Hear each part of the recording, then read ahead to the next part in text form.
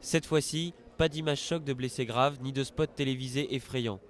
Dans sa nouvelle campagne, la sécurité routière change de ton et parle des vies épargnées. 12 000 en 6 ans, un bilan qui s'améliore d'année en année et dont les automobilistes sont les premiers artisans. Chacun a changé son comportement, des conduites plus douces. Bon. Et c'est de dire à un moment donné, regardez les résultats. Vous avez sauvé par vos comportements 12 000 vies et une centaine de milliers de blessés graves avec des séquelles.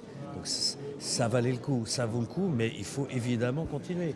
Continuer, car dans le même temps, 38 000 personnes ont perdu la vie sur les routes françaises depuis 2002, dont 4 275 l'an dernier. Un nombre en baisse de 7,5% par rapport à 2007. Mais pour les associations, pas question de relâcher les efforts.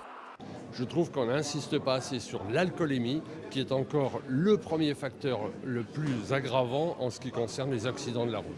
J'aurais aimé qu'il y ait un point fort qui soit mis là-dessus, même si cette campagne a pour objectif de changer un peu les mentalités. Le port quasi systématique de la ceinture de sécurité et une diminution de la vitesse moyenne, deux réflexes à l'origine de la baisse des accidents.